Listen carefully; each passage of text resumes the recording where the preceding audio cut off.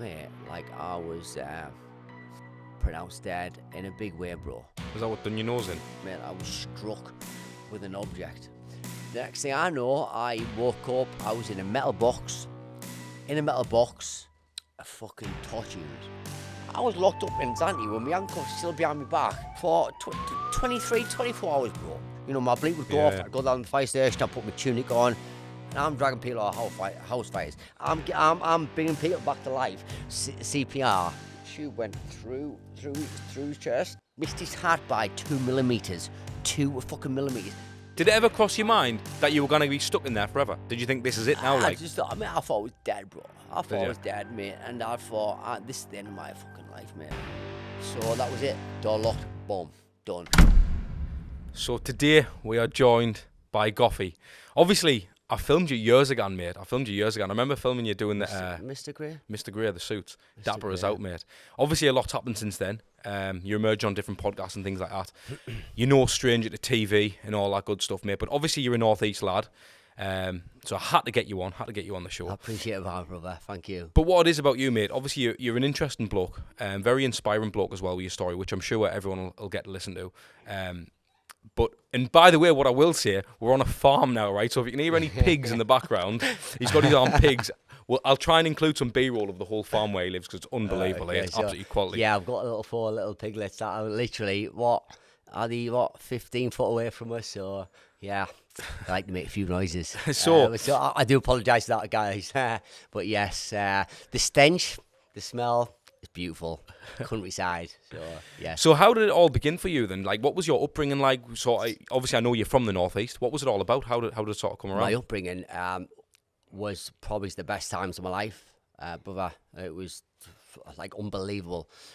Being as, growing up with my beautiful father, my mother, my sister, my upbringing was phenomenal. Like, I loved it. I loved going to, believe it or not, I loved going to school, even though I was a little bugger, skiving off, and I was never there. But I just loved being a pact with family.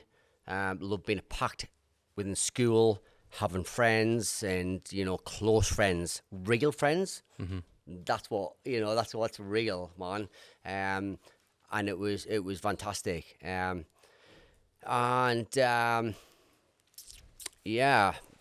What were you like in school? I was just coming on with that a little bit there. So primary school, can't remember that fucker. But comprehensive school. I kind of found myself in 2000. Year 7, year 8 kind of thing, and that's when I kind of like. Obviously, I had a lot of group of friends, so I'd had these group of friends, these group of friends, these group of friends, and there was. I kind of rebelled.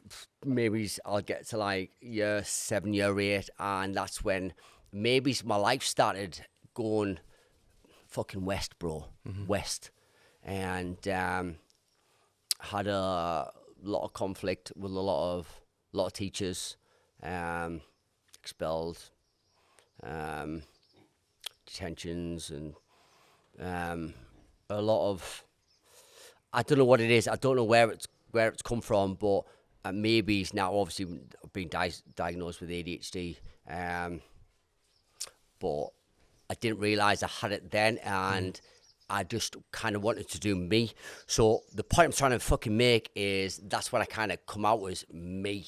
Yeah. I'm Andrew Gough, and I'll do what the fuck I want to do. Did you feel like you didn't fit in school? Do you yeah, think that's I did. What you Yeah. Think that's what I was trying to go around in the circles to get to fucking A, B, and C there, but that's exactly what it was. I had a lot of group of friends in school. I was never bullied, never got bullied. Everybody liked me. Was there the class count?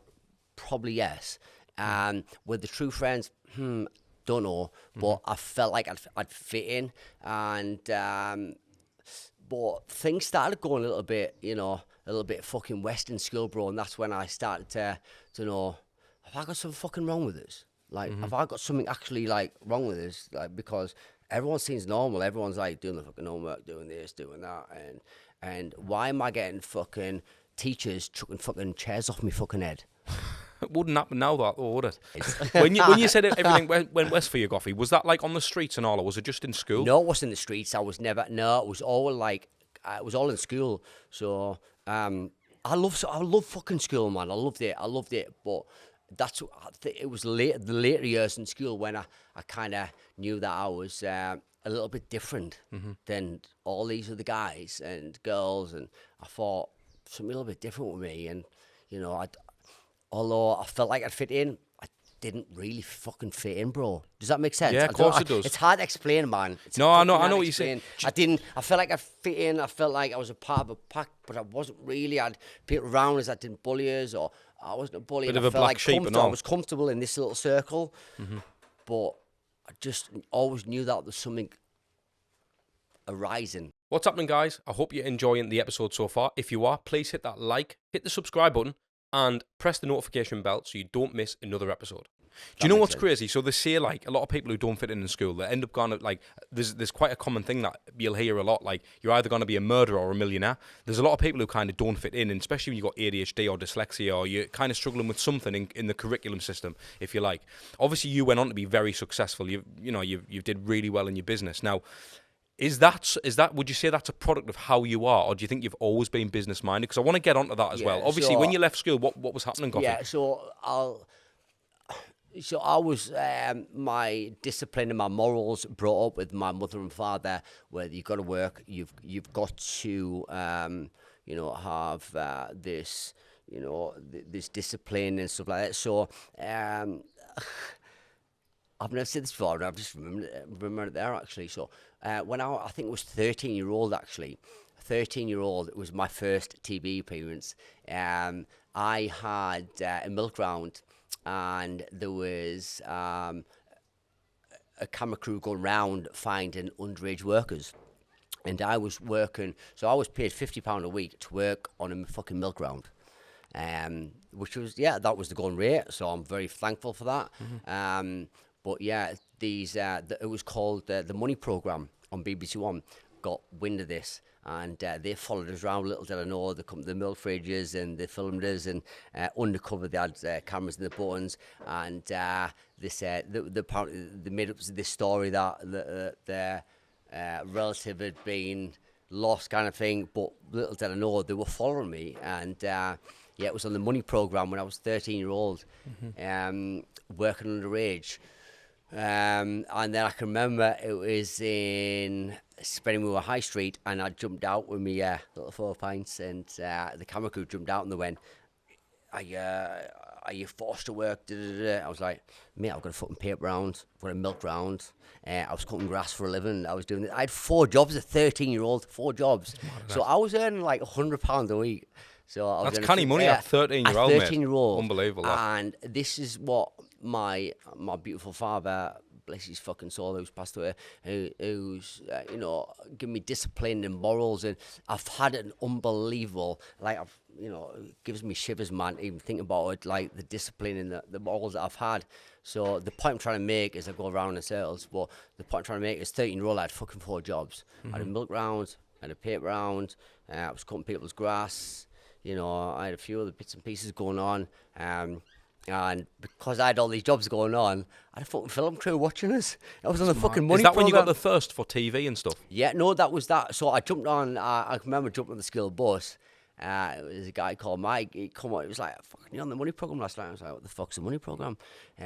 But yeah, then we watched it back. So yeah, it was undercover. It was people working underage, because apparently you're meant to be 15 or 16 or something to work on a milk round. But I had 4 jobs going on the go. But I had it. I've had it in me. I've had it bred in me, and I love it. I love, the graft, the hustle. Fucking nail on the head, bro. Yeah, I just love it, mate. I love it. This is why I've got this farm, because I love it. Like, I've tilled a fucking 4-bed, 3-story house in for this, and I've got 8.1 acres, and I love. Sorry for the pig noise in the background. They fucking starving. But yeah, I've had it bred into us, and my upbringing, mate, I could talk about all day long. My upbringing was fantastic, and I'm pleased you mentioned that, ads, because 4 jobs at 13-year-old. Did you never get into trouble or out then? Was that literally just something that stayed in school? school, Like you say? because I was the class clown. You know, it was. You know, teachers. I look back now thinking a teacher. I can always remember this thing. My dad seen him in some club or a pub. I can't really remember. And he said to my dad, he said, "Your Andrew will never be anything." My dad was furious. My dad was cool, calm, collected. You know, my dad was a very good, respectable human being. He died at 53 years old, but very respectable. And I thought that was the first thing, and this is true, the first thing that gave us a fucking rocket up my ass. I thought, my dad was like, "You've got to be somebody." Like, not just because what he said, it was just another fucking like fire in your spark. belly. Yeah, bro. Yeah, that's it, Everything from there, 13, 14-year-old, that's when my life kind of changed, bro. So I just thought everybody was the same. Growing up, being 12, 13, 15-year-old, and then it spiraled. And then my first TV appearance was on the fucking Money programme. So when was your next one after that? I worked for, I had an agent in Newcastle, and I'd done a lot for CBBCs, working on various programmes for CBBCs. I'd done that for like 3 or 4 years. After that, not long after that, it's funny how things spiral. So, you know, you have a little 2 minutes of fame on, you know, a certain show, then all of a sudden people speak up, and, you know, you have I believe I've got an interesting look, and you know, people put us on other shows from that, then other shows spiral from that, then other shows, and there we go. But that's, I mean, the shows is not about my life. It's like, you know, it's about, I believe my life is about my upbringing, which is the most amazing upbringing I've ever, you know. I couldn't speak any more volumes, brother.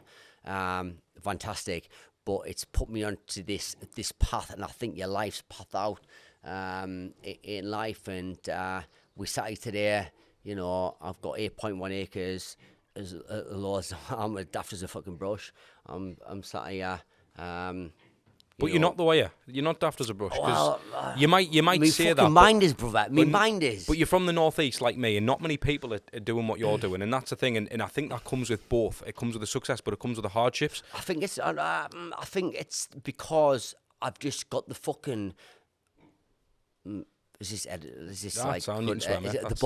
balls to do things in life, and I've been very ballsy. So. I went into car sales. My business turned over £2.2 million, and this is, you can go on a company's house now and find out right now. You know, was that when you were a car salesman? Car salesman. So luckily I was.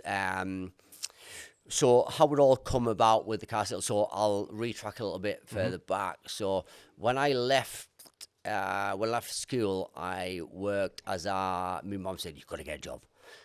So I worked as a car mechanic. Right. I fucking hated it, bro. I hated it. So I worked, and it was £40 a week. And my boss, I remember I had a little scooter at the time I was driving off. I said, "Oh, where can I go for a cigarette, mate?" "Oh, you cannot."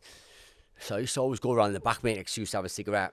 I thought, fuck this, who's you talking to? And then that was the rage. That was the first rage I've ever had. I thought, who's talking to? I remember I was servicing a car. Remember these old pots that had a little fucking like teapot thing on.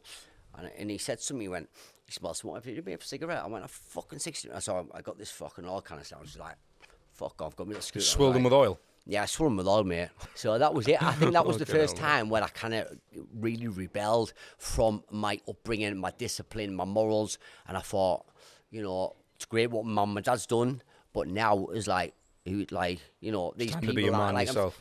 I'm going to do myself. And from there, I was a milkman, mate. Nobody knows I was a milkman for not just working for somebody as a kid.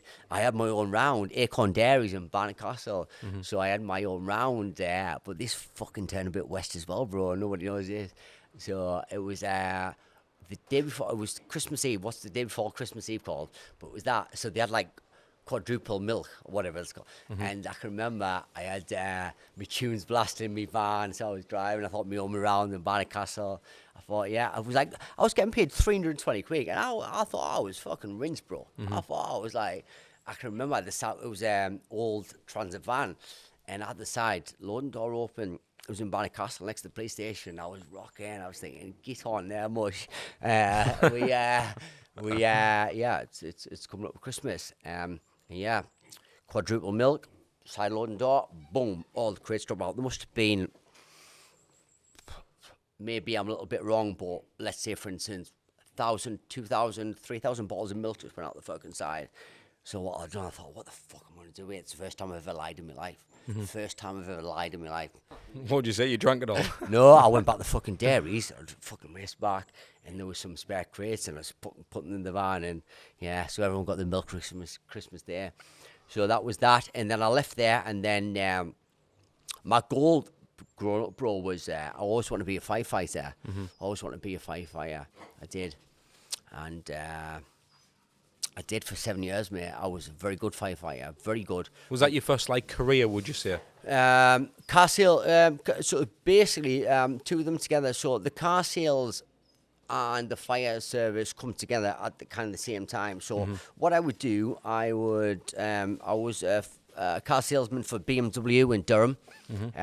Ross Jameson, thank you very much for that. That experience, because that changed my life. So I got an opportunity at 22-year-old to be a car salesman for BMW. Right. Never been heard of. No one's ever done that at that age. So I went in with my CV and my suit, and I handed over. I asked for the sales manager. He'd come, and Ross Jameson, he's now one of my best friends, and he said, "You're too young to be a car sales executive for BMW," with my experience. And it was about a week later, I got a call, and he said, "Yeah, we've got a bank on the weekend coming up. I've just fired 2 lads. Need somebody. You look like you've got it. You look like you talk the talk, walk the walk." Did you have the tattoos at the time?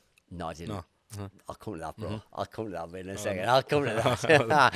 So, yeah, he gave us a trial. He gave me a trial, and I sold 3 cars in 3 days, and I was on the leaderboard. So in car sales, you got a little whiteboard, and it was the beginning of the month, and you see who's selling everything. And he went, 3 cars in 3 days. He went, "You've got it." He said, "When can you start?" He said, "I'm not even going to pay you for them 3 days." I wasn't getting paid. I thought, this is fucking BMW, bro. I'm 21-year-old, 22-year-old. And I'd done it, and I was there for 7 years, BMW. But I always remember, so on a Saturday we had so on Monday to Friday we wore suits, and on a Saturday we had this polo shirt. But I can remember I had a little Saturday. It's called up now, but what was this day? It said established in some foreign language in 1985. Ross, like, you got to cover that up. Respect to him, man. So I covered it up. Pigs, shh. Shut up. And they're running around and going crazy. You can hear my voice, man. So I had to cover it up, but I remember customers coming in like, what's the plaster on the arm for? But anyway, cut long story short, I went from there, and I set my business up. I set my business up with the morals and discipline that I've had. I had aspirations. I've had fucking goals, man. And especially when I lost my dad. I lost my dad the time when I joined the fire service. Joined the BMW. I lost my dad at 22-year-old, and that's when I just thought, fuck off, like, I'm gonna do what I want to do, kind of thing. That's when I just, had that rocket in my ass, and I just want to kind of succeed in life. And I was with BMW for 7 years. I was very good car salesman, like an exceptional car salesman. Like, I would say I was, if not the best, one of the best in the UK. And then I set my business up selling vans. I'll retrack a little bit. Because I only set my business up with £5,000, I then went selling cars and stuff like that. And wasn't very successful, like low-level cars, like £1,000 cars. Wasn't successful. Went to work in Magaluf for a little while. Right. Yeah, selling boat party tickets, and I was fucking unbelievable at that. Because how old were you at this age? 24. Right, okay. 24. But that was I was in my element. So were you still at BMW when you went to Magaluf? No, I left. Okay. I'd left. So basically, I saved up. So maybe it's at BMW with company car out, my taxes, maybe I was on £3,000 a month. In a good month. Yeah. Worse, a shit month, 2,200 quid. But I was driving £70,000 car, this, Yeah, that, and yeah, the of other. So course. after all your taxes, I was doing that, and I managed to save $5,000. I know it sounds stupid and all that money, but when all your taxes is paid, this, that, and the other, your company car. So I'd saved $5,000. I thought, right, I'm gonna fucking do it. So I'd set my business up with $5,000, and I ended up going to Magaluf, and I can remember going to Magaluf. So somebody told me a story. You went, apparently you're a good car salesman. You were for BMW, low age. And I can remember they said they were going to pay me like £100 a ticket for like selling, but they didn't tell me you've got to. It's illegal to go in hotels and knock on doors. So my first day, they didn't tell me that. So I was building hotels, knocking on doors, saying I've got a board part, you've got this, and I sold a lot of tickets, made a fucking lot of money. I think I made my first night, well, a lot of money. And the second night, when I handed the money and stuff over, he said, it's illegal in Magaluf. You cannot sell tickets. You've got to be registered by the Spanish authorities, this, that, and the other. But that, I was like, the fuck, what's he on about? The fuck's that all about? Like, well, I'm registered, but he give us a job. Yeah. I've left that little business that I had, and the second night I remember knocking on the door. So I was always a bit wary now. That was the first kind of sign of anxiety that I've ever experienced. So I can remember walking in. So I can remember walking in the door thinking, oh, this is not legal. This is not right. I can remember seeing the guys. So they told me, when you walk into the reception, don't look at them, just pretend you're a tourist. So I fucking build in, and I put my head down. I thought, no eye contact, and they're looking at us. I thought, they're onto us. And no eye contact, none of this. They fucking knew, mate. They knew I was there to fucking rinse the fucking hotel. Like, we were hiding in fucking cellars, Did man. you go to Magaluf by yourself? Yeah. Oh, you went. I went with a lad. Did you still want to be a fireman at this time? My firefighter career was like, Like while you were at BMW and all that? yeah. So it was having ADHD, you believe a lot of people. So I was sold this job, going to Magaluf, it's going to be this, you're going to earn this amount of money. Being a firefighter, you're going to earn this. Being a BMW, you're going to... But BMW was the core root of my discipline. So I would never knock that, because that set me up from today. So anyway, in Magaluf, we were fucking hiding in cupboards and fucking, if you got caught, you were fucked. Like, you were fucked. So I left that, and I thought I had £1,000 left in from that money, that £5,000 that I'd made from BMW. I know it sounds crazy, that low amount, but that £5,000, I'd rinsed me fucking bank going to Magaluf, because I got told the story and it didn't come off. Yeah. So you were knackered. So I had £1,000 left in my business account, and I'd looked through my accounts, and the only thing that I'd really make money on was a van.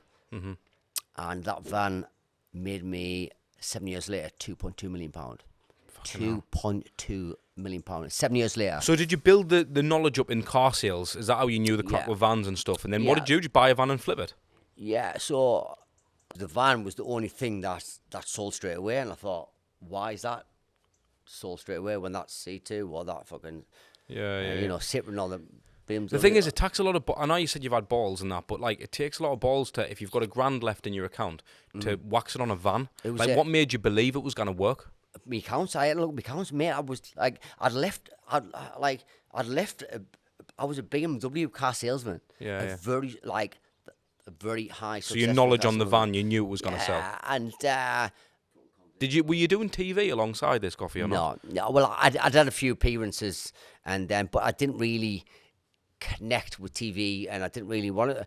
I've never really connected with TV till I kind of got back, and it was just a message from Instagram. Like, I got a message from Instagram, and I'd done it. It all started from a TV called, what the fuck was it called? Strip Date. Right. But it's nothing to do with like Strip Date. But I can remember that was it. It was an MTV show, and it was called Strip Date, 14, 15, 16 years ago, and I've done very, very well with it. So basically, what I mean by Strip Date, for the viewers, when we're looking, is this the camera? Yeah. What I mean by Strip Date is, you've got to strip away your personalities, So you will say to the producer, what's your ideal type of girl? I said, like, Michelle Keegan kind of thing. So they would get the total opposite and then dress them into this Right, okay. kind of, you know, and yeah, that went kind of big. And from the back of that show, that's where my TV industry. Did your Instagram following blow up off that show as well? Did I you start don't think I had fucking Instagram back in the row then. That was like 14 years ago, something like that. I did another one called, what the fuck was it called? It was Strip Date, then there was Undressed, and that sounds naughty as well. That sounds naughty, but that was just, you know, what was it? Oh, was it a show called TLC, where you're like, you sit in a bed and you've got your underwear on. So, you've got your underwear on and you talk about what comes on the screen. Fucking bit shit, but do you know, being back in the day, I was bit wet behind the ears, and you know, I would run with it kind of thing. And what did you want to do them for, Goffy? What was the reason? Did you want to be someone? Did you just think I it was was a money? yes person, man. Just I'm game to do out type of thing. I'm fucking game as a badger, bro. Mate, do you know what I mean? But back in the day, I was even worse. So if somebody said to me, "Let's go to fucking Zimbabwe," I'd be in Zimbabwe within a drop of a hat, bro. And this is why, you know, this is like, it's not about that. It's like, if somebody said, "Let's go and fucking chop these trees down with our fucking, you know, Corey," I would. Do you know what I'm trying to say is, I'd do anything. And that's somebody said, "Let's go for a night out, X, Y, and Z," I'll do it. Aye. But this is where this is why my mum said, because my mum's a mental health nurse at a high level, "You've got ADHD, can we get you tested?" Fuck that. The fuck, I don't want to be labelled. But sorry for thinking, but that was the unraveling of everything. And then at least once you get the diagnosis of that, at least you know. Do you recognise symptoms? You recognise why you're a certain way. You recognise why you maybe didn't fit in when you were young. That's what I'm saying. And like for me, you're not branding yourself. You're not pigeonholing yourself. That's you. Do you know what I mean? That's just you. I guarantee now, mate, there's millions of people out there who will have certain different conditions, and they'll not know, and they'll be trying to like sort of live in denial, denying it, and they're acting a certain way. But them are the ones who end up going like they don't know where to go because they didn't know what they've got wrong with them, or what. I didn't want to say what's wrong with them because it's not even a thing. It's just they've been born with a condition. Do you know what I mean? I'll pause you there, bro. There's nothing wrong because it's in me. It's given me a lifestyle, bro. It's given me a good lifestyle, and I can chat. But that's the only only thing I'm good at. I can't put a picture up, although we'll span around, and you know, I've got this farm, and I'm learning now, and I'm excited to, you know, clad barns and fucking. Do you know when you had your business and that turned out 2.2 million, right? How did you manage to get to that figure? Like, did you just keep rinse and repeat and another van, sell it, flip it, get staff in? I'm good at talking, mate. I'm good at talking, and I'm honest. So I'll go back to BMW because I'll always go back to BMW. So please show this in the podcast because BMW was my lifesaver, bro.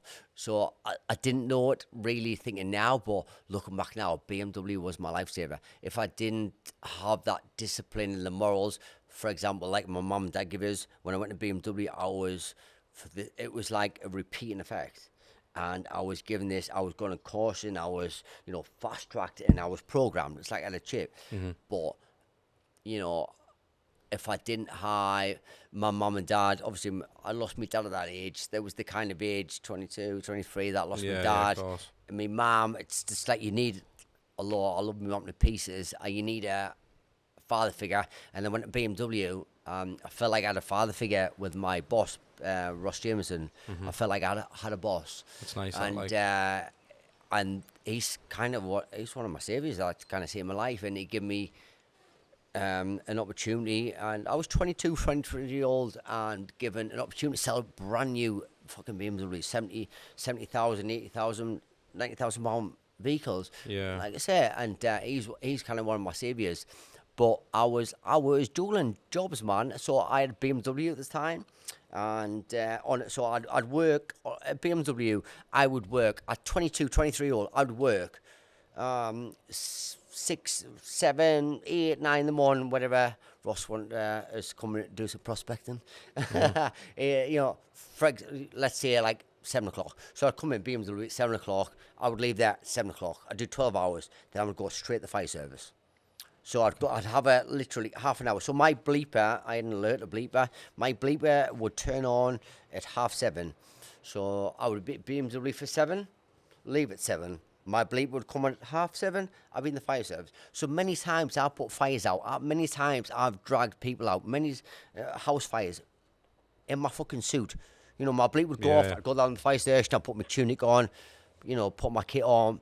And I've got my fucking BMW suit underneath, and I'm dragging people out of house fires. I'm bringing people back to life. CPR, you know. Bro, man, that's different. Yeah, man. Yeah, that's there's not many people who are doing that. I've done that, mate. So I would. Credit to you for that, mate. Were you scared? Ross was going to say this, but there's many times, Ross, I would hear my bleep would go off, and I would, like, if my bleep went off at 6 in the morning, you know, my bleep went off. If you hear your bleep going off at 5, 6 in the morning, it's a car accident. It's PSA, person trapped. You know, I'm cutting people out of cars. So I'm in the back, you know, if you've got a family in a car where I'm cutting them out, you know, and I'm meant to be at BMW in an hour, I've had fucking knee sleep, bro. And I'm cutting people out of cars. And I'm meant to be at BMW. What do you prefer, job-wise? I'm meant to be at BMW, and I said to the guys, I went, I need to make a phone call to BMW. I'm like, Ross, what's up today, bro? Trying to get the noise out of the background. I'm calling fucking people out of cars, man. Or you know. Were you scared of doing that job? Was it scary? Nah, I loved it, mate, because I love adrenaline. Because I bet you've seen some horrific shit, like. I went to, and it was on the front page, so you can, for views, you can Google it. Google guy with Paul in his chest in Darlington, Andrew Gough. So, you know, the worst incident I went to, it was disgusting. I was on the front page then on Echo, cutting this guy out. So we got the call, everything was laxative, everything was great. And we got, somebody's drove into a pole. Right, okay, yeah. I don't think, no, I wasn't driving at the time. I was BA1, yeah. So we're cruising there, and all of a sudden, we turned up. So basically, we turned up to an incident, and we were faced with a guy with a pole. I think it was 2 or 3 millimeters away from his chest. So, you know, my farm gate when you come in, see the farm gates? Yeah. So, I mean, this is on the front page of the Echo. You can Google it right now. Darlington, man with the pole stuck in his chest. You'll see me cutting him out.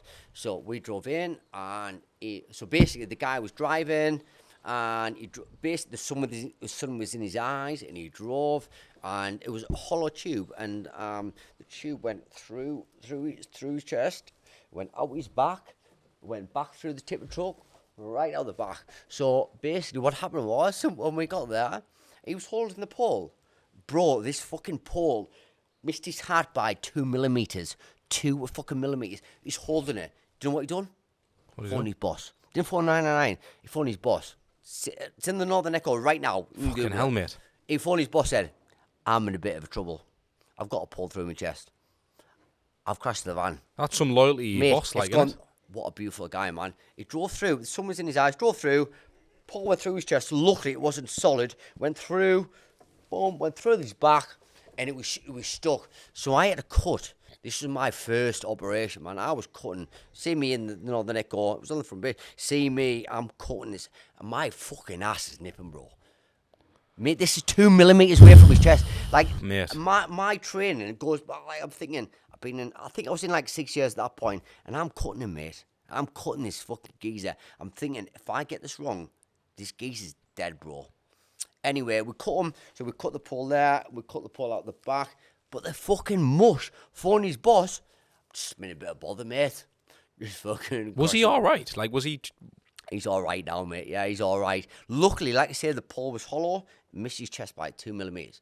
Mate, you know what it is? And he was holding the pole, and I was talking to him. I can fucking remember, mate, the blood, right? Yeah. There's bubbles coming down. I thought, if I get this cut wrong, you're gonna kill him yourself. This man's dead. So yeah, we managed to cut it. The ambulance come, we put him in, and he's made a fantastic recovery. It's amazing. And then I'll go back to BMW 2 hours later, selling vans. Hey mate, you all right? We have today, like, son. you know. Does it mess your mind up? I can remember one thing. This was one of the reasons. There was a few reasons I left the fire service, but one of the reasons was I went to a major fire in Darlington. Darlington's biggest fire of all time. King's Head Hotel fire. Very well documented on my Instagram, but I've never spoke about this. So we got the call. There was a lot of King's Head Hotel. There was a lot of Chinese tourists trapped. Maybe 30, 40 people trapped in the hotel. The oldest hotel in town. The full hotel went bro. So we were second pump there, and we can remember driving up, and I was B1, B2, I can't remember. So we tanked up and, you know, got to the top of the stairs, and said, firefighter Gough, we got to give our tallies. We have to check, basically, you've got, in the fire service, you've got a board, you've got to give your beer tally, so I was, you know, tanked up, and then went people, PRT, people, persons who was trapped in 2, 3, 4, 6, 7, no, so I was beer, I think I was beer 1 at the time, and I had a girl called Haley Ashmead, who was beer 2. She was my number 2, so I was the leader. Went in, and I forgot my fucking comms, bro. I forgot my fucking comms. There's Chinese people in there Trapped. and I forgot my comms. They went, fight, Goff, where's the comms? What comms you on? 1, 2, blah, blah, blah. And I forgot my comms, bro. So I said to Haley, I went, you got comms? Yeah, what's yours? So they had to send another crew in. They got a fucking Pride bit more, man. they sent another crew in, but they had to wait. But people, it's not about the Pride bit more. People, like the other crew went in, pulled them out, and I was at lackadays. Well, my mind wanders, bro. Yeah, of course. Goes from A to B to Z. You can tell in the conversation, because what you'll do is you'll speak about certain things, and that's where you are in it. And this was the fire service. This is why I left. Is because I'm going into Darlington's biggest fucking incident. 30, 40 people trapped. Yeah. I'm going in, and I'm number 1. And I'm going in, trying to find these fucking motherfuckers. Hell, the responsibility on you, mate. And I forgot my comms, because I'm not overpowering them. Thinking, fuck, I need to do this, and this. But my mind's on it. But my memory's not, bro, man. Aye, that's the thing, like, isn't it? Yeah, that was, I thought, I'm putting, I had a very good career in the fire service, and it was tiring. BMW, fire service, forget me radios, people trapped, X, Y, fucking Z. Mm-hmm. I thought, time to leave, man. There's better people in the job, can do it more than me. If you don't know by now, I run a business called The Content PT. I create content for influencers, PTs, online coaches and fitness brands all around the world. So if you are someone who's in need for sexy content for your social media, or you really want to maintain a competitive edge in your industry, drop me a DM on Instagram.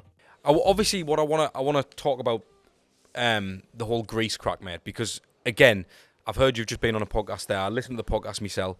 That's not because I knew who you were beforehand or anything like that. When I heard that story, I thought, I mean, I've had people on this show, mate, who've been on death row for 20 odd years. I've had Seriously? Yeah, mate. I've had people. He was wrongly convicted as well, mate. I've had a lot of mad stories, mate. But for some reason, maybe it's the fact that you're a Northeast lad. Maybe it's the fact that it's every man's worst nightmare. Obviously, you were put in the Greek torture chamber, weren't you? You've only just come out, haven't you? Bro, I think it was, I would say maybe 5 weeks, 5 weeks, something like that, yeah. And obviously for the viewers and the listeners who are tuning into the ContentCast now, the Greek torture chamber is an actual thing, isn't it? And I just want you to tell the story of obviously how you ended up in that scenario, mate, because this is mad, this one. Yeah, so Greek tortures, I didn't realise this until the girl that I was locked up beside, she's done a bit of digging. Greek torture's been a thing, mate, for 7,000 years. 7,000 motherfucking years, bro. And there's been 45 cases. I was number 46. So, for the viewers, Greek torture is the thing. So, I'll go back to the start. So, I kind of fast-track this, because I'll go off on a tangent. 4 or 5 weeks ago, I booked to go to Magaluf. Not Magaluf. Marbella. Because Marbella. Marbella. I fucking work there. Marbella. Yeah.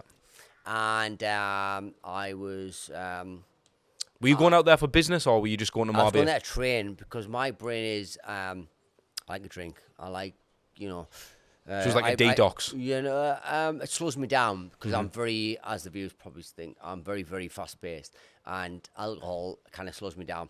I was, addicted to drugs for 18 years, cocaine, 18 years. I've not it for about year and a half, 2 years now, but I was addicted to Good cocaine on you, mate. for like 18 years.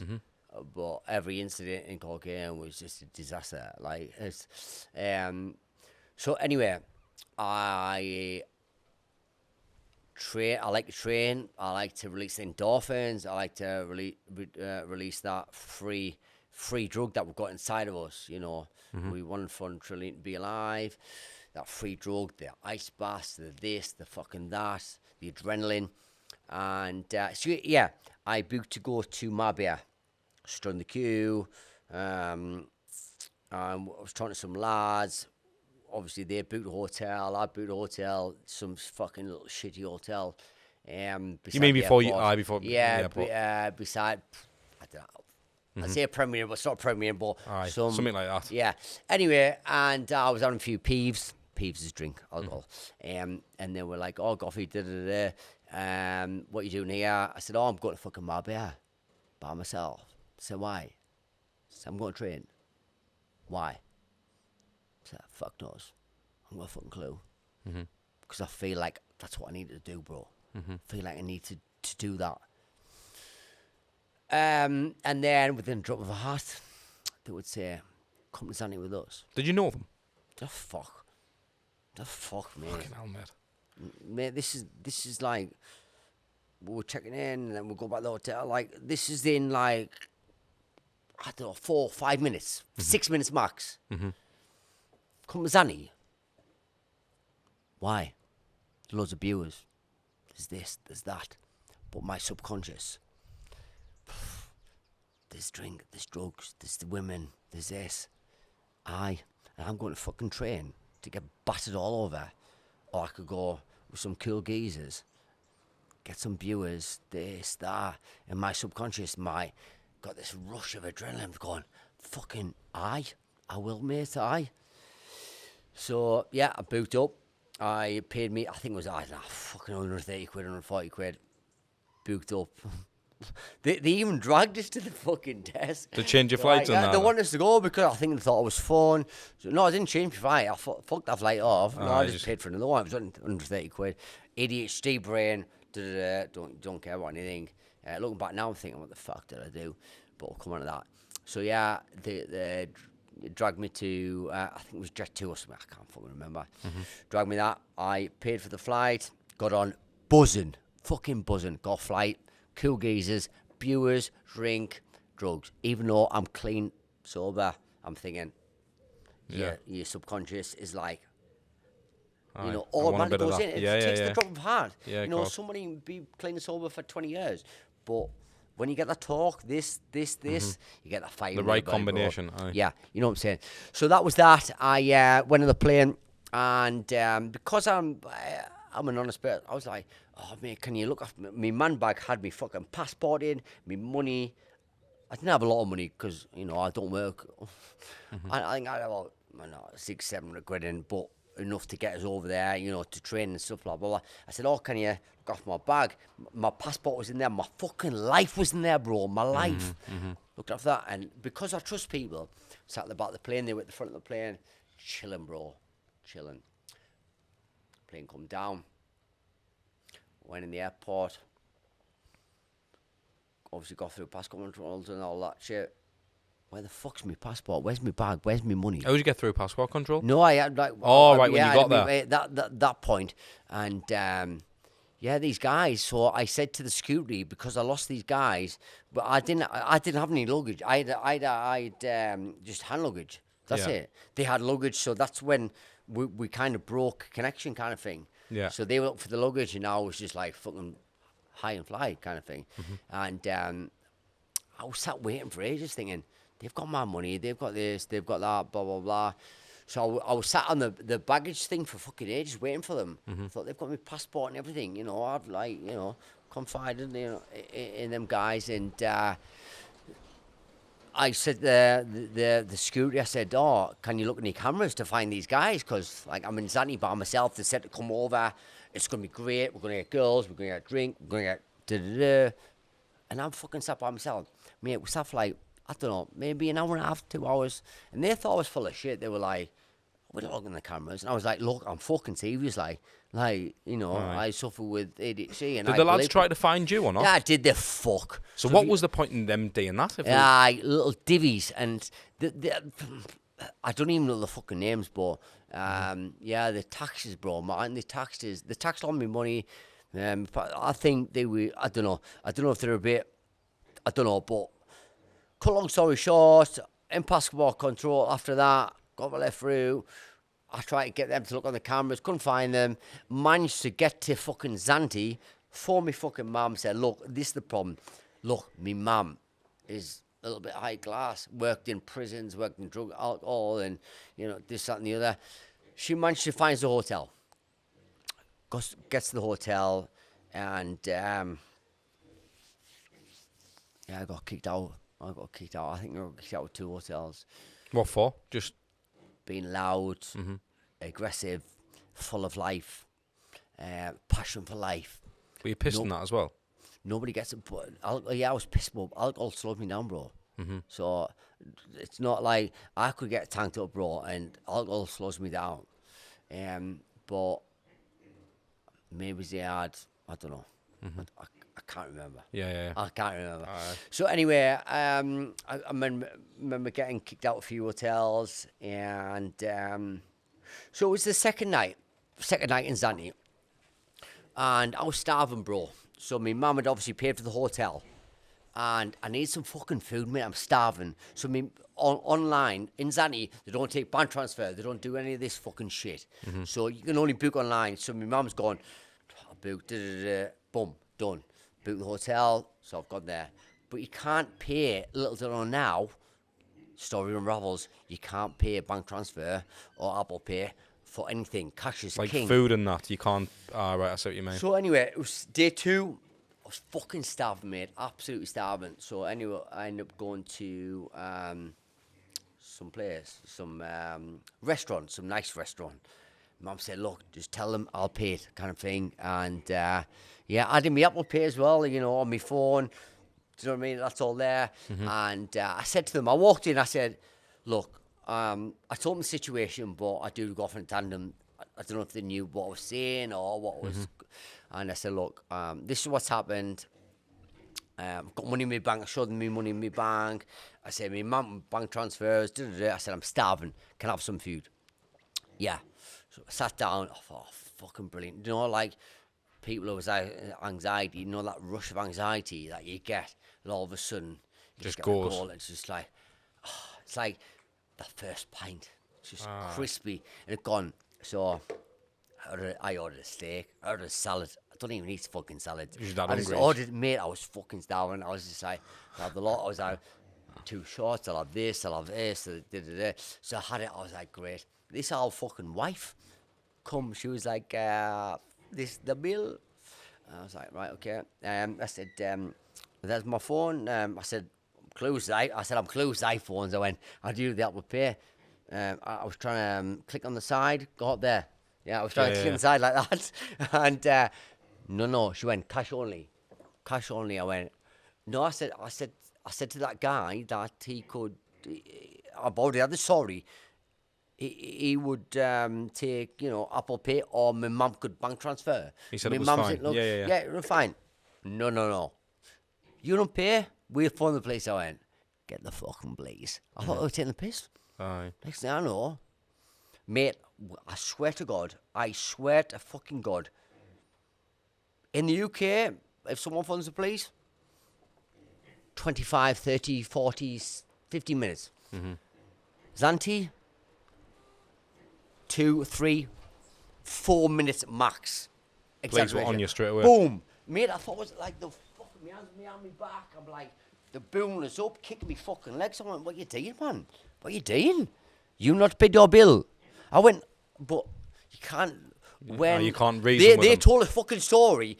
this guy's not as paid his bill, but they don't know the pre-story, man. Yeah, exactly. So I was built up, mate. I was in a fucking police cell. Mate, these are not English police cells, bro.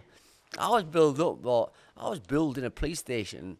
This is my first time in Zante, being locked up in Zante. My first experience. I was locked up, mate. The handcuffs were still behind me back. I was locked up in Zante with my handcuffs still behind me back for 23, 24 hours, bro. Fucking They hell, didn't man. let the handcuffs off, and I'm talking. There's no little like cells like fucking where you get a little glass of water, you lick it out. Mate, we had a shoebox, bro. And anyway, I got let out. That was that. So that relief of anxiety went again. Fucking great. Obviously. Was it just like a slap on the wrist, get on with it type of thing? Yeah, no charge. charge, no fuck all. Mm-hmm. Anyway, I was knackered, bro, because like being up a height, I was fucked. This, that, and the other. So I went by the sea. Little to now, it's like, yeah, it's the Coast Guard and blah, blah, blah. So I was chilled, man. I was thought, I need to get away from fucking life, man. I was like, what the fuck's going on there? I need to get away. So I'm like, no, like, flight or fright. Yeah. I'm away. I'm just chilling by the sea, by myself. I'm snoozing, bro. I'm fucking snoozing. And I can remember, I got woke up. Hello? Hi, mate, how are you doing? And they had obviously, you know, the gear on that police do, but they had different fucking outwear on. And I'm thinking, I didn't know if they're fucking lifeguards or fucking what. I was like, what's the crap, bro? Like, I said, just lost my passport. They were ID. I went, it's gone, man. I got arrested last night. I went for them. I thought they were taking the piss. I didn't even, I thought they were from fucking colour codes or wherever.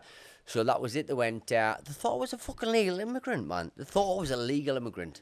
They went, ID. I went, my passport's been lost, man. I've told you the crack. I got locked up last night. They went, ID. I went, I don't have fucking ID. I told them the story, and I was going on for like an hour telling the story. They went, little to know now, they went, safeguarding. They went, but they fucking stitched up like a kipper, man. They went, I was in this old Vauxhall Jeep. I think it was a Frontier. They went, oh, come on, come in. So I remember being down by the river or the sea, and the bill was in. I went in, and they put us in this Vauxhall Frontier. I remember that old backlights. It was fucking, it was a shed like. And I can remember going in. There weren't a bit of crack. They were fucking decent, man. They were like, how you doing? Da-da-da. And we having a bit of crack. Not like normal coppers, like back in fucking Durham and that, like. And then they said, oh, just go in there and chill. Do you want a cup of coffee? Do you want a cup of tea? Do you want this? Do you want that? Pat on the back, all this. I was, boom! Door locked. They fucking stitched me up like a kipper, bro. Stitched me up like a fucking kipper. Fucking hell. Stitched So me you like didn't a know kipper. what was going on at this point? You just Did I in fuck a room mate, and what that's they were it? doing, obviously, they knew from the second night, little to know, the river police, I'm going to brand them the river police, I don't know what they call, but I'm saying that. So they knew I was locked the night before.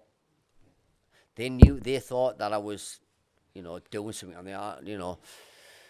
So that was it. Door locked, boom, done. 24 hours. I remember 8 o'clock, I kept shouting through, mate, I was being dead nice to them because they were actually, after that, they were actually all right. And there was one guy, I think he was apprenticed, and he kept coming to the hatch. I was like, mate, when can I out? It was like 8 o'clock. I said, is it 8 o'clock or is it like England 8 o'clock? So that'll be like fucking 11 o'clock. I said, is it 8 o'clock? He said, literally. But they didn't search yet. They didn't do anything. You've got, you know. So I'm thinking, I could have anything on us. It wasn't like a PlayStation where it was like a metal thing. It was just like a little wood thing. I thought, I could have anything on us. You know, I could chop way through here. I had a little view for the river and that. And 8 o'clock, true to his word, boom, door was open. That was it. I was out. But, mate, I'd been arrested on the second night, the third night, and I thought, fuck this. I'm in Zante, bro. I'm in fucking Zante. I'm going nuts, mate. So you did? I went Hit down, the strip? I went down the strip, mate. What's a crack then? So the great thing was, so because obviously I lost my passport and stuff, so my mum was in contact with the British consulate. I was in contact with the British consulate. So I'll take it back to the first day I actually trained. So obviously I was going to train in Marbella. So the first day in Zante, I thought, I'm going to fucking train. And I met this great guy called George. And this was my saving grace, bro. So because I'd met him and I'd lost everything, blah blah blah. My mum, my friend Anthony Mace, one of my best friends, was gonna. I said to my friend Anthony Mace was messaging us going. I said, look, I've lost everything. He was going to send money to George, who I train with, and then Anth is always in contact with my mum. So there's a link now. So there's George, Anthony, my mum, and that was my saving grace. So anyway, I will come back to that. So I went down the strip and I went fucking nuts, mate. So I met Queel, sort. She was a worker over there. She got locked up as well. She got locked up beside us. I went nuts. I went fucking. Apparently I went nuts. And the next thing I know, bro. Well, when I say I went nuts, I fucking didn't go nuts. I went just as a guy would do on fucking holiday, man. Yeah, exactly. Even though, like, I didn't plan to go on holiday, I was going to train. But I'm in Zante, bro. What the fuck are you going to do in Zante? All you do is get pissed. Just can't what would you do in Zante? Just go out. The next thing I know, I woke up, boom. I can remember my wrists were not turned that way. I can remember the position of my wrists and everything. So I remember waking up and I was in, I don't know how to describe it to the viewers, I was in a fucking dingy, horrible, disgusting, fucking low basement torture unit. A fucking torture unit. Did you know it was a torture unit at Did this I point? fuck, man? So what do you think they were doing? Just tied you up and just... little did I know, I was getting tranquilised, but I'll come on to that. So I can remember I woke up and I thought, but the tranquilisers now that I know they're given, you don't know, the tranquilisers take away from the aggression, the anxiety, everything else. But then all of a sudden, the drugs wear off. Was anyone there when you woke up? I remember I woke up and I was fucking tired, bro. I was tired with two motherfuckers beside us. I'm looking at them, mate. I'm thinking, who the fuck are these guys? Like, who are they? Fucking hell. Mate, these were zonked, mate. And I'm trying to wake them up going, mate. But I didn't realise, I know I was tired, but I didn't realise I was trapped. Was no one else in the room, just you and them two next to you? No. I didn't realise I was trapped. And I'm looking. There's two motherfuckers in front of us, mate, with white vests. White vests. They were like white. They went down at the knees, white little fucking uniform. One of them was actually all right because he didn't say fuck all, but there was this little divvy in front of us. He had a little, like, all I can describe it as, and this is the dreams every night. He had a flat top, so basically his hair went up, and it was just, it was a great recipient, but he had a flat top, cool hairdo, but I retaliated. So this guy didn't say a fucking word. He wouldn't even look at us. So look, when he come round or something, you're like, what the fuck's going on? And this little divvy in front of us, mate, he's prodding and he's touching us. He's going, sniggering, talking in different language, sniggering, touching, and they just, it was torture. It's called Greek torture. It's a mental torture. So they're prodding, poking us, doing this. Then all of a sudden, mate, I just got this rush. I was relaxed and I just got this rush of anxiety. Like the horrible rush. I'm trapped. I can't fucking get out of here, mate. I was looking at the knots. Being in the fire service, I know knots, mate. And I was in the cadet. And I don't sound stupid, but I know fucking knots. These were fucking spectacular, bro. Mate, these were on a different level. These are fucking being sergeants, these little daft guns. Did you know you were not? Did it ever cross your mind that you were going to be stuck in there forever? Did you think this is it now? I thought I was dead, bro. I thought I was dead, mate. And I thought, this is the end of my fucking life, mate. I just thought it was the end of my life, bro. I did. Because the tranquilized, a little done now. I didn't know I was tranquilized, but everything's unraveling now. I knew I was tranquilized now, but I thought this is the end of my life. I'm fucked. So I retaliated because I couldn't get these knots out, but my subconscious is going, fire service, cadets, blah, blah. I know it sounds stupid, cadets, but you learn fucking some decent knots in there. I thought, I'm not getting out of these contracts, and I tried to, And that was it. And these were zongs, man. And I tried to fucking get up and give it, like, give it, and all I heard was, I didn't hear it. I felt the cut, mate. I was struck with an object. Is that what done your nose in? So we'll flick to the fucking picture. Of yeah, I was struck with an object. I don't know what it was. I remember it was like a dark brown, greeny fucking colour. I don't know what it was. It was an object. And because I tried to fucking go... Resist you know, it. but any motherfucker, mate, You would wouldn't go you? crazy. Like, I was relaxed for a few minutes and I was like, I'm trapped. I'm fucking trapped. Having claustrophobia, this, that, and the other. You know, fear of being trapped. I went crazy, bro. You know, as you would do, and that was it. And I was struck. And I can remember I woke up on the floor and the next thing I know, I woke up, I was in a metal box. Metal box inside a metal box. This is a metal box, and then there's a little alleyway. So for the video that's going to go on now, you'll see like there's a little alleyway. So what I'm saying about the metal box, there was a metal door, thick as fuck, and then there was a little alleyway where the video was taken. That was off. The video was taken actually from the girl I met in Zante. She was locked up before me. Why the fuck was she locked up? No reason. They won't give her a reason either. And then... And to this day, you don't know why you were locked up, do you? They won't give us a reason, bro. They won't tell me. So how did they let you out? So what happened was, so the video that's, like you can see, she had to fly a mum and gran out. So basically that video that's been circulating, her sister took that of me going, Goffy, he's not... Put on Instagram story, so that video went viral in a big way. But I didn't know this, man. I didn't fucking. I was up for the count, man. That video went viral. That went through the loops, and everyone put two and two together. So They've got to let you out then, haven't you? I suppose when it's gone. No, mate. I was pronounced dead in the UK, man. There was RIP pages on Facebook and that, you know. Yeah, I know there was went in a big way. So everyone, I don't know. I think it started from.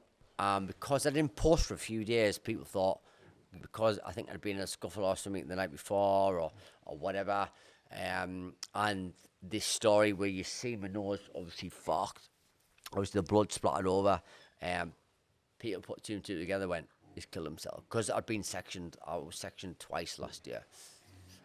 I was arrested 11 times and sectioned twice last year. So people thought, oh, he's fucking tipped himself over, he's jumped off a cliff, he's fucking something, this, that, and the other. But yeah, that story, that Instagram story is my saving grace. It's mad, you know, bro. I wanna say, like, me personally, mate, like, I'm inspired as fuck by that because obviously, I know where you're at now. I know we're sitting in the countryside. This is for the viewers. They cannot say all this, but it's unbelievable, mate. And obviously, as well, you told us prior to the show that you feature on Coronation Street as well. Is it tomorrow and all? Isn't it? You're actually going down tomorrow. How does that come about? Gone from a torture chamber in Greece to literally flipping things 180 and doing Coronation Street, bro. That's inspiring. Like, regardless the way I look at a Goffy, mate, and that's me to you, and I mean this. If there's any person who's been in a shithole or been in a really bad scenario, you've lost your dad, who was clearly your best mate. You've mentioned him a few times, and the scenarios you've been in, your mindset, mate. I can't even imagine being in a dungeon, where everyone's speaking different languages, hitting you with tranquilizer, to then coming back to having land to go on Coronation Street, bro. Like, fucking congratulations, man. It's amazing. But I want to know where is Goffy going, bro? Hey, look at this, man. So my agent, you can put it on the screen anyway. Yeah, I have to go in there. So I got out. So I'll finish that story up. So how I got out was I had to do a walking test. So I was made to walk. So an old lady would come to the door every morning and me mailbox in the hospital, and I would be forced to take these tablets, a tablet and a half. It was a yellow one and a white one, tablet and a half. And if I didn't take them, I was traumatized. Okay, but I went with it, you know. And then this old wife would come, give us a little bit of warm milk in the morning. I could either have that or my toast. So I would go for, like, it was a quarter of a toast. I would go for the warm milk. That was that.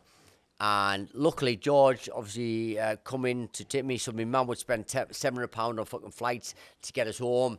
The hospital would ring her, or the fucking dingy place where I was, whatever you want to call it. and then I would be made to do a walking test. I'd put one foot in front of another. My shoulder drop. I wasn't allowed back. So my mum lost a fucking fortune on this, that, and the other. Anyway, so I managed to get out because George, it was a group sympathy. He'd seen the situation and how the bad conditions I was in. His mum works in hospitals. He made a complaint. Next day, I was let out. I was in a Greek torture chamber. So I was let out. And I can remember come off the fucking plane, bro. And I thought everything was great. I thought everything was hunky-dory. And my mum booked us a hotel because it was about 10 or 11 o'clock. She booked us a hotel. And she picked us up the next day. She went, do you know you're being pronounced dead in the UK? I was like, fuck you on about. I've been on Instagram for quite some time. And I went logged on Instagram. Mate, like I was, pronounced dead in a big way, bro. Like these posts, rest in peace, Goffy, True Warrior, this, that, and the other. Mate, I fucking cried my eyes out, bro. Cried my eyes out. And so all of this shit. So the fucking point I'm trying to say, bro, is all this shit pronounced dead, being in the torture chamber number 46 out of 7,000 fucking years, and I come and I get the keys for me fucking farm, bro. As you can see, we're filming in 8.1 motherfucking acres in the most perfect, I'm not going to tell you where it's at, but the most beautiful countryside in England. It's beautiful. As we look around, we've got pigs rattling about, we've got peacocks, we've got birds, we've got everything. And it was just the most beautiful thing. So for anybody that's listening to this podcast right now, please listen to me. If you listen to anything else, listen to this right now. Your life can change, man, in your drop of a fucking hat. You know, I've been from two extremes, man. And a week went on. Obviously, I'm potting around the farm. Another week went on. I'm great. And then my agent rang me. Coronation Street's after you. What? Coronation Street. I went, Coronation Street, like actually Coronation Street, Weatherfield. Rover's return. Yeah, Rover's return. So anyway, tomorrow I film for Coronation Street as a villain. Unbelievable, mate. A villain. So I've gone from Greek torture, poked, prodded, battered, beaten, no food, no contact with that side of the world, to my agent. Coronation Street one, yeah. Cheers, mate. Brother, I'm going to wrap it up there because I think there's definitely got to be a part 2 at some point, down the line. I could speak to you for so long, That's the thing, honestly, mate, we'll just start talking. It's like, I want to ask you about so much, mate. I want to get into business. I want to get more into the fire service. I want to get into the TV work. You've got loads about you, mate. And it's been a fucking pleasure. Have you enjoyed it? Yeah, I fucking love it, mate. Thank you, bro. And after I wasn't going to do any podcasts and, done the blue tick. Mikey's an awesome guy. Shout out to the Blue Tick Show. Yeah, he's a fucking Lovely awesome bloke. guy. And obviously we've had, connections in the past, and I know you're a sick guy. Pan the camera around right now. Look at this guy. He's a sick motherfucker. And not about that, but the setup, and I just think it's an awesome channel. And I just hope this, I want to get views to the last 3 minutes that I've just said. Your life can change in a drop of a fucking hat, man. So I've gone from yin to yang to beat up to battered to get a fucking run on Coronation Street, man. And if you've watched it this far, comment the word below Corrie, just so we know. I'm Gough. Legend, mate. Cheers for your time, Yes, Gough. man. Legend, yes, man. Cheers, brother. Thank you.